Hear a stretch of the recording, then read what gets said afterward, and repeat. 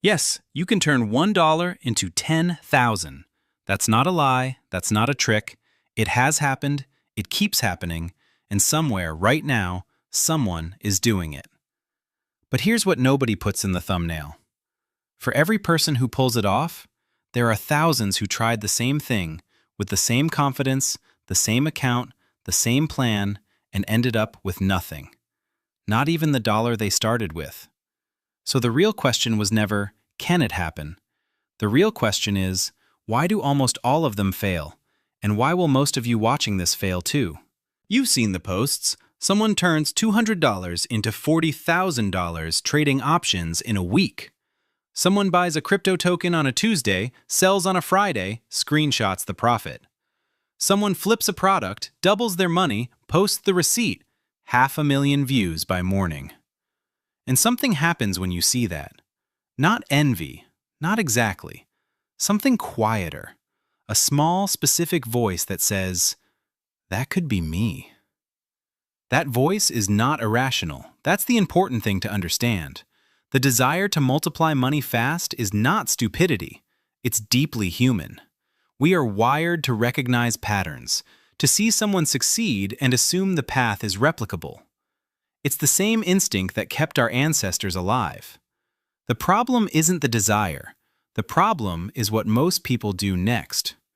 They see the result. They skip the reality underneath it. They copy the action without understanding the system that made it work. And then they're shocked when the outcome doesn't follow. They bought the headline, not the story. This is where almost every story goes wrong. And it goes wrong fast. Let's be honest about the math first. $1 becoming 10,000 is a 10,000 times return. That sounds insane. But broken down, it's mechanical, not magical. Compound at 30% annual growth, aggressive but documented, and you get there in about 32 years. That's the slow version. Nobody makes a YouTube video about that. The faster versions exist too. A single asset that explodes in value. A business built from nothing that generates real revenue. A skill monetized so precisely that a small investment in tools returns multiples. Leverage, used carefully, that amplifies a correct decision. These are real mechanisms. They are not myths. But look at what every single one of them actually requires. The 32-year version requires patience most people physically cannot sustain. The exploding asset requires timing most people cannot predict. The business requires execution most people abandon in month 3. The skill requires depth most people never develop.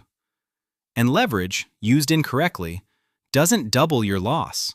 It removes you from the game entirely. So yes, it's possible. But possibility and probability are not the same conversation. And almost nobody is having the right one. Here is what the success stories leave out. For every trader who turned a small account into a fortune, hundreds, probably thousands, tried the exact same approach and lost everything. They don't post about it. There is no viral video of the account going to zero. No screenshot of the margin call. No follow-up video titled, I lost it all. Failure is private. Success is loud. And that imbalance distorts everything you think you know about what's actually working. Research on retail trading tells the same story, over and over. The overwhelming majority of people who trade actively over a sustained period lose money. Not because they're unintelligent, because the game punishes exactly the behaviors that feel most natural. Reacting quickly, following momentum, doubling down on a loss to recover faster. Crypto built an entire generation of people who confused a bull market with personal skill. When everything rises, everyone looks like a genius. When the cycle turns, and cycles always turn, the people who mistook luck for ability find out in a single afternoon what took years to accumulate. A 10,000 times return means nothing if the next cycle takes it back. High-risk strategies don't fail occasionally. They fail systematically. And they fail hardest on the people least able to absorb it. The ones using rent money, borrowed capital, savings that were supposed to go somewhere else. This is the part that matters most, and it has almost nothing to do with money. They're not failing because they don't know enough. The information is free. The strategies are public. The math is simple. They're failing because they cannot sit still. We live inside a system engineered to make waiting feel unbearable. Every notification, every feed, every platform rewards speed and punishes stillness. 30 seconds of a chart moving in the wrong direction and something overrides the plan. The position gets closed too early, or held too long, or, and this is the most common one, something new gets bought that wasn't in the plan 20 minutes ago because someone else was making money on it in real time. That is not investing. That is panic wearing the costume of a decision. They confuse activity with progress. Checking a portfolio 6 times a day feels like participation. It is not. It is noise. The people who grow money quietly, over years, consistently, often describe the same thing. They designed the system, set the parameters, and then deliberately left it alone. The work was in the design, not in the daily reaction. And the most dangerous failure of all? They learned the wrong lesson from their first win. The bet works, and the brain does something very specific. It assigns the outcome to judgment rather than to variance. You weren't lucky, you were right. So you go again, with more, with everything. The first win is often the most expensive thing that ever happens to a person, because it teaches the wrong lesson at exactly the wrong moment. The people who build wealth that lasts, quietly, durably, in ways that survive market cycles and bad years and the inevitable moments when everything feels like it's falling apart, share behaviors that are almost aggressively unexciting. They have systems, not ideas, not instincts, not feelings about where the market is heading. Actual systems with rules. When to enter, when to exit, how much to risk, what triggers a decision and what doesn't. The system removes the human from the worst moments, the panic, the greed, the boredom that makes you act just to feel like you're doing something. They repeat, across good conditions and bad ones, because the single best predictor of long-term financial results is not intelligence, not information, not access to opportunity. It is the ability to keep doing the same disciplined thing when it's boring, when it's not working yet, when everyone around you is doing something louder. Consistency is not a personality trait. It is a skill. And like every skill, it either gets built deliberately or it doesn't get built at all. They think in time frames most people find almost offensive. Not weeks, not quarters, years, sometimes decades. Because that's what the math actually requires. Compounding looks like nothing for a long time, and then it looks like everything happened at once. Most people quit right before the second part.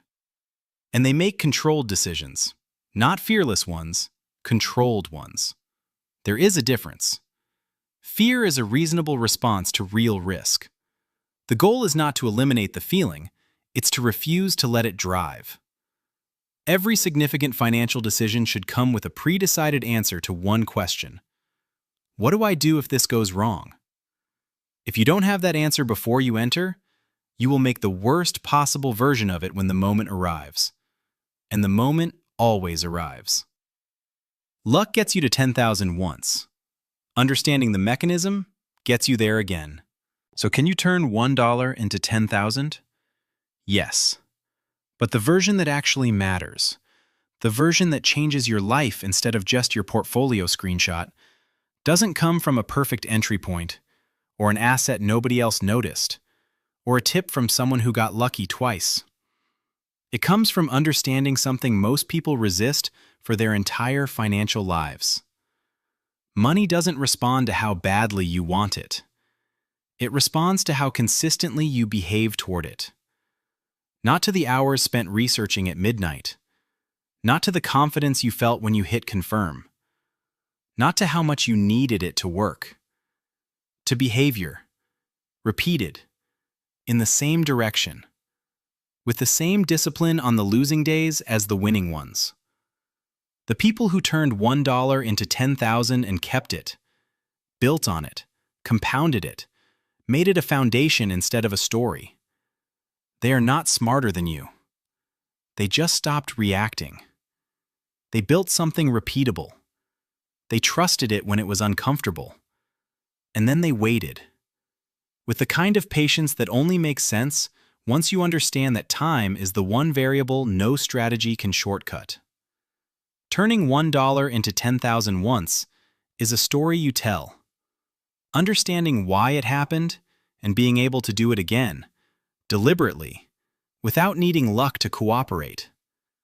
That's not a story. That's a skill. The market doesn't punish stupidity. It punishes impatience, which is why so many intelligent people lose, and why so few of them ever understand why. I'm Orven, and this was never about money. It's about how you think,